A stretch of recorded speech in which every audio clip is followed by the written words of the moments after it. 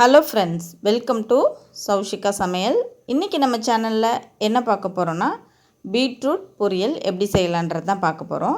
இது வந்துட்டு நம்ம கல்யாணத்துலலாம் இலையில் வைப்பாங்கள அந்த ஸ்டைலில் வந்துட்டு செய்ய போகிறோம். டேஸ்ட்டு வந்து ரொம்பவே சூப்பராக இருக்கும். வீட்லேயும் எல்லாருமே விரும்பி சாப்பிடுவாங்க. இப்போ வாங்க நம்ம அதை எப்படி செய்யலான்றதை பார்க்கலாம்.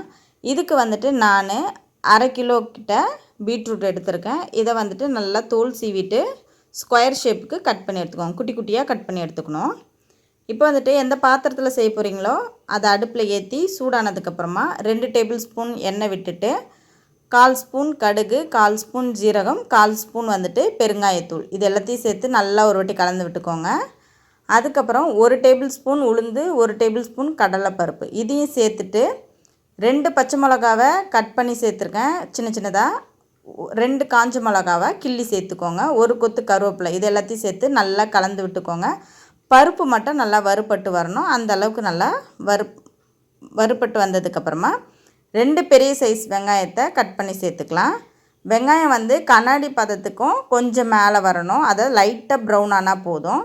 இப்போ இதில் வந்துட்டு நான் 1/2 கிலோ பீட்ரூட்டை வந்துட்டு கட் பண்ணி எடுத்து வச்சுருக்கேன். அதை சேர்த்துக்கலாம். சேர்த்துட்டு ஒரு வாட்டி கலந்து விட்டுக்கலாம். ஏன்னா வெங்காயம் வந்துட்டு அடி பிடிச்சிடக்கூடாது. அதுக்காக நல்லா ஒரு வாட்டி கலந்து விட்டுட்டு இப்போ இதுக்கு தேவையான அளவு உப்பு சேர்த்துக்கலாம். எப்பயுமே பீட்ரூட் வந்து கொஞ்சம் இனிப்பாக இருக்கும்.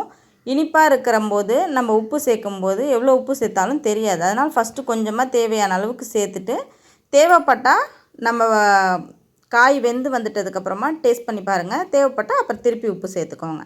ஃபஸ்ட்டு கொஞ்சமாக உப்பு, மஞ்சத்தூள் எல்லாத்தையும் சேர்த்து நல்லா கலந்து விட்டு மூடி போட்டு ஒரு 10 நிமிஷம் விட்டிங்கன்னா 3/4 பாகம் வந்து காய் வெந்துடும். அதுக்கப்புறமா காய் எந்த அளவுக்கு பக்குவத்துக்கு வெந்திருக்குன்னு பார்த்துட்டு நல்லா ஒரு 1/2 கப்பு தேங்காவை வந்து திருவிட்டு சேர்த்துக்கோங்க. அவ்வளோதான், நமக்கு கல்யாண ஸ்டைலில் செய்யக்கூடிய அந்த பீட்ரூட் பொரியல் வந்துட்டு நம்ம வீட்டிலையே டேஸ்டியாக வந்துட்டு நம்மளால் செய்ய முடியும். இந்த வீடியோ கண்டிப்பாக உங்களுக்கு யூஸ்ஃபுல்லாக இருந்திருக்கும்னு நம்புகிறேன். இந்த வீடியோ பிடிச்சிருந்துச்சுன்னா கண்டிப்பாக லைக் பண்ணிக்கோங்க, ஷேர் பண்ணிக்கோங்க. நம்மளோட சேனல் பிடிச்சிருந்துச்சுன்னா சப்ஸ்கிரைப் பண்ணி வச்சுக்கோங்க. கூட இருக்க பெல் சிம்பிளை கிளிக் பண்ணி ஆல்ன்ற ஆப்ஷனையும் செலக்ட் பண்ணி வச்சுக்கோங்க. இதோட நெக்ஸ்ட் ஒரு வீடியோவில் சந்திக்கலாம் ஃப்ரெண்ட்ஸ். தேங்க்யூ ஃபார் வாட்சிங். பாய்.